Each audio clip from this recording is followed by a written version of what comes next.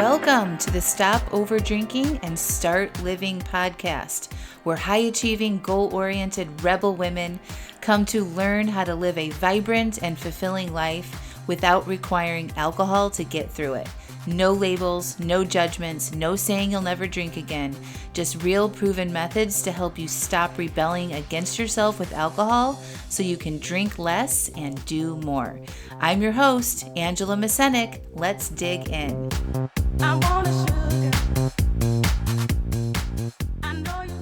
Welcome to episode 327, Afraid of the Urge? Why that fear is slowing you down. Hey, welcome back to the podcast. How are we all doing? We are halfway through April. Time is flying. I don't know how to slow it down. Do you? I don't know how to slow me down, okay?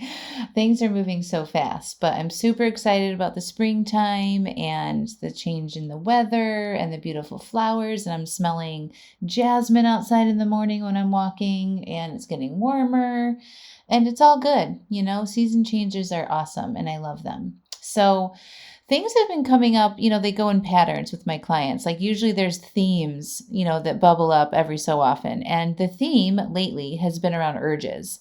And most specifically, the fear around having urges. So a lot of my clients are going on, they're challenging themselves on taking bigger, longer breaks or trying new things with reducing their alcohol consumption. So some of them are exploring not drinking, for a day or so during the week. Sometimes they're working on just reducing, slowly. Like we develop customized strategies for each person. There's not a one size fits all approach. It's really about what your ultimate goal is with alcohol. So sometimes people, they come in and they're like, I'm going to do a 30-day break, or I just don't want to drink. That's my main goal right now.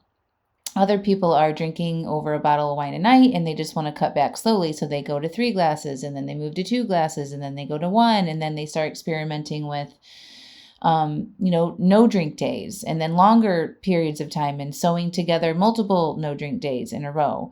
And then some people have been making drink plans for a while and then they want to explore taking a 30-day break. So it's all over the place. It's really specific on the individual, like I said, and what their ultimate goals are. But what's common in most people, no matter what their goals are or how they're doing it, is urges. And I talk a lot about urges. I have a ton of podcasts about urges. There's videos in my programs about how to deal with urges, how to process urges. And I wanted to talk about being afraid of the urge during this podcast episode.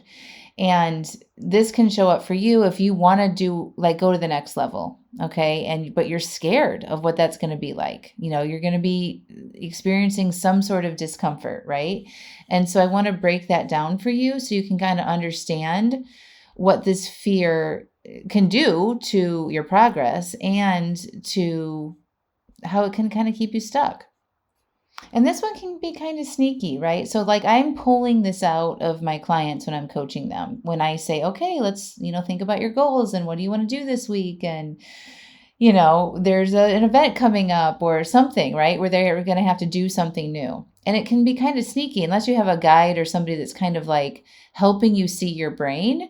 You may not even notice it, but it's very important if you're working on changing your drinking patterns. It's not just the urge that gets in the way, it's this fear, this anxiety that builds around the urges. It's more like that anticipation, right? The worst case scenario in your mind. It's dreading. It's the worry that the urge is going to come and feel so big or intense, or you're just going to crawl out of your skin, that you won't be able to handle it. Right. And so when we get there, that in that fear place that they're like, oh my gosh, what if I can't handle it? Then we drink, right? Then we think that we're going to drink and we're going to fail. And that honestly, that fear of the urge or you're not being able to handle it can actually do way more damage than the actual urge itself. So if you've ever thought I'm doing okay, but I'm scared the urge is going to hit when I least expect it, or I can't go out to dinner because what if I drink, or I can't go to this event because there's going to be alcohol there, this episode is for you. Or if you're thinking about going on, stretching your goals, doing a longer 30-day break, or even if it's just 4 days in a row, or maybe it's one night of no drinking. Okay. First of all, I just want to say it's normal. No, urges are absolutely normal. You're changing your behavior, and so your brain wants to take the path of least resistance. It doesn't want to work that hard to get you to do something, right? So that's why it's a very well established pattern by the time you are looking to change your relationship with alcohol. You've ingrained that pattern very well. And so you don't have to think about it too much. You don't have to think and consider all these normal times that you're drinking, right? And so when you start changing that and you stop doing your regular behavior, you should expect urges. There's nothing wrong with you. You're not broken. There's not something wrong with you that you're having urges. It's just human behavior. You've programmed yourself to want something. And then when you stop doing that in whatever way, your brain's going to be like, what are we doing? This isn't what we do, right? Like, go take action and keep doing what we do because that's familiar. So your brain has learned that alcohol gives you relief or pleasure or to escape. Okay, so if it's normal that it's going to suggest that you drink it, especially when you're trying to come back, right? When you're trying to cut back.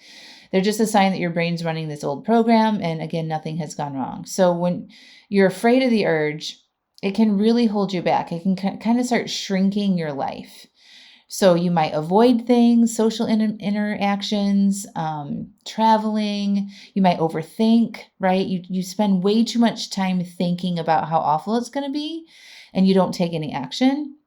You might white knuckle through experiences where they really don't need to be that hard. And ironically, this fear can make this urge feel stronger. So if you go into a party, for say, and you've planned to not drink, and you think in your head it's going to be this big, difficult, unbearable experience. And so you go into the party not only worried about this experience that you're going to feel, like the urge is going to be strong and it's going to be hard and you're going to feel edgy, right? That actually makes the urge feel stronger because now you're not just dealing with the urge. Now you're dealing with the anxiety about the urge and that mental buildup that happens. Are you following me? It's like being afraid of waves at the beach, or maybe you want to go horseback riding and you're scared of falling off. So you're so rigid on that horse that you're more likely to fall off, right? Because you're not riding it, right? So you have thoughts like, what if it knocks me down? Or I fall off? Or what if I get hurt, right? And maybe it could be just like a little thing, but your fear, right? If you didn't have that fear and that anxiety build up and you just was in the experience, yeah, you might have a little bit of discomfort. But this fear can turn this into like this tsunami wave, right? Or a big old car crash. Right? Does that make sense? So you're compacting the pain of this experience by, living in these fears. So if that's you, it's also normal. Like there's nothing wrong with you if you've been doing this. Please don't judge yourself for having fears around the urges. Your brain literally doesn't want to be uncomfortable. So it's telling you some big scary thoughts so that you avoid that discomfort. That's all that's happening. So number one, urges are normal when you're changing behavior for anything. And the scary thoughts about that change and what you might experience are also normal. Okay. So I want to help you figure out what the fear is really about. So you want to ask yourself, what am I actually afraid will happen if I feel an urge and don't give into it? What am I actually afraid will happen if I feel an urge and don't give into it? And just listen or write down what comes up in your mind. I am a strong proponent of putting pen to paper, as you know. Sometimes you get a little bit deeper answers when you can do that. You get more clarity around some of these underlying unconscious thoughts that you're having. So what you might discover is that you're afraid that the urge will last forever, that you're going to have to be white knuckling and gripping and fighting all night long. You might be scared that you'll be uncomfortable.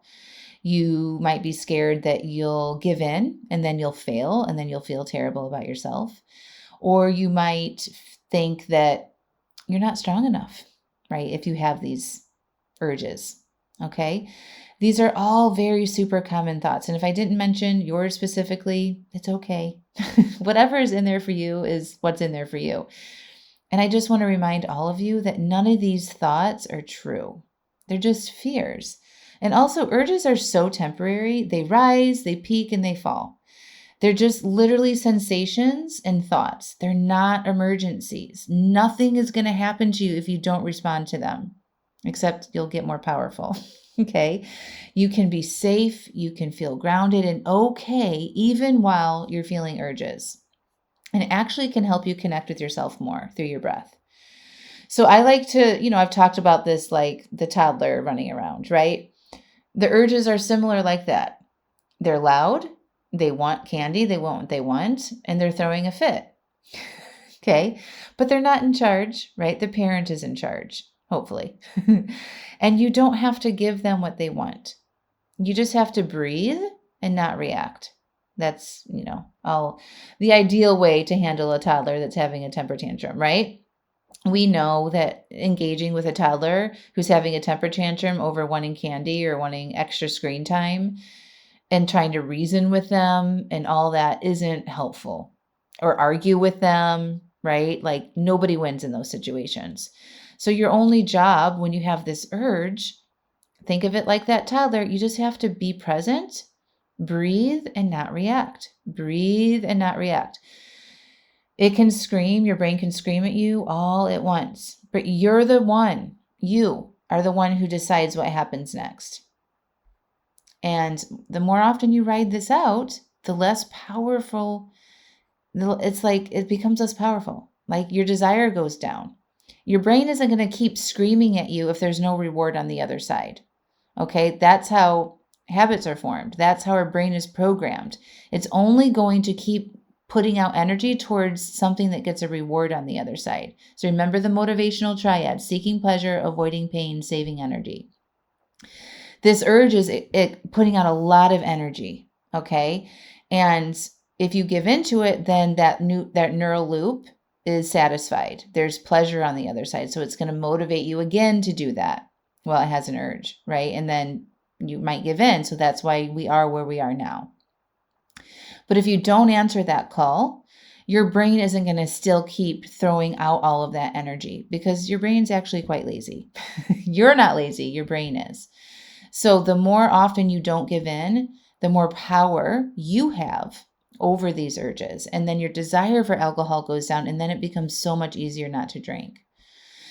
So we want to sort of think about it that way. Changing your relationship with your drinking isn't about never having an urge again. Okay, that's not the goal. It's about becoming someone who isn't afraid of those urges and being somebody who's willing to feel those urges just because you know it's a part of the process. So when you drop that fear and anxiety and you're more open to, okay, I can do this. I'm not going to make this very dramatic. I'm just going to maybe just go see what it's like. Like maybe I'm making this so much bigger than it actually is. You are going to feel so much lighter and less scared, because now you're not spending all of your energy bracing against something, right? Like think about riding that horse and you're so rigid because you're so scared you're going to fall that you don't actually get to enjoy the ride, right? So with the urges, you're just practicing being present and powerful, even when your brain is doing its old thing, even when it's telling you it doesn't matter and that you should just drink and you can start again tomorrow and nobody's looking and you're just here by yourself and you don't have to do anything in the morning, or I'm retired and I can just sit here and drink if I want to. Whatever it's telling you, you don't have to respond to it. That is where your power is. And I promise you, if you can get on board with accepting these urges and knowing that it's a part of the process and sort of changing the way you think about urges, you will skyrocket yourself to having the relationship with alcohol you want to have, because you are going to be taking bigger risks. If you weren't scared of those urges, just think about this for a second. If you weren't scared of having urges or being uncomfortable, what would you do? If that wasn't, just pretend, just play along with me and be honest with yourself. If you weren't scared and that didn't exist in your mind, what would you do? Look at how powerful your mind is, okay? You're telling yourself a story about how awful something's going to be, and that's holding you back. It doesn't have to be awful. That story, that buildup that you're telling yourself about that experience, I promise you, is way longer, harder, and more painful than actually being in the moment of that urge. They last about 90 seconds. And sometimes they come back and then you have to breathe through them again. And sometimes they come back and you breathe through them again. But it's literally nothing you can't handle. You're strong, you're capable. You've dealt with so much harder things up to this point than writing out an urge. I promise you. Okay. So now we're going to just do this little mini exercise together. And so if you're driving or walking, keep your eyes open, but just, take a deep breath, come into your body a little bit. Take a deep breath in through your nose and slowly out through your mouth. Just let those shoulders drop. Let your jaw unclench and ask yourself, what would it feel like to stop fearing the urge? What would it feel like to stop fearing the urge? And just breathe into that. What if it's just a feeling? Okay, like a craving for sugar or a mood swing or a moment of restlessness. You don't have to fight it. You don't have to fear it. You just have to feel it and let it move through with your breath. Stop, notice, and process, right? I'm having an urge. Okay, what does this feel like in my body? Use your breath to expand that feeling in your body. Get out of your head. Use your breath to help guide and ride that wave. Urges are not emergencies, okay? They're just practice, and they're opportunities for you to come back to yourself and to connect with yourself and feel very, very, very powerful. And when you get good at this, you can do anything. You can stop all sorts of automatic behavior that you don't want to have. You want to stop yelling at your kids so much? You use the same method, right? You want to expand your emotional discomfort and make some big changes in your life? You can do it with the same way, right? The fear around something is usually so much more of a story than actual reality. So that's your work this week. Notice if the fear of the urge is what's really slowing you down and going to the next level with your relationship with alcohol. Notice if you're bracing for it. Okay, when you're making your drink plan for the week, what is happening? What is holding you back from having some 0 drink days or taking the whole week off for that matter, or going to that one party or event on a Friday night and not drinking? See what shifts when you say, I can handle this. I've done harder things than feel an urge. And if you want my support, you should apply to join me and stop over drinking and start living now, because I'm having enrollment phone calls and conversations with people who want to join the July 2025 cohort. So the website is angelamascenik.com/join, SODSL. We will link that up in the show. But go there. It has all the information about the 6-month high-touch, very small group coaching program that every month we have a theme. So the first month when you join, we're going to learn how to feel our feelings, including urges. And that is going to set the foundation for the rest of the work. We're going to work on your mindset. We're going to work on taking really good care of yourself so that we move away from self-sabotage and more into a regular act of self-love and self-care. We're going to look at boundaries, and we're going to dive deeper into your mindset and pull out these obstacles that you have that maybe you haven't seen or conscious of yet. And I'm going to coach you. We're going to connect with a group, and you are going to leave that 6-month coaching program with a completely different relationship with alcohol and yourself. So this is the program that I have been running for years. Highly successful. Most women who complete the program have an 80% reduction in how much they're drinking, plus so many of the other amazing benefits of this work. And you can apply for it at the angelamascenik.com/join SODSL. All the information is there. We can have a call to make sure that it's a good fit for you. And then the July cohort will start July 1st. So we want to get you ready and prepared for that July 1st start date. And so we're enrolling now and having calls with people now. All right, my friends, I love you all so much. You can do this. I believe in you. We'll talk to you next week.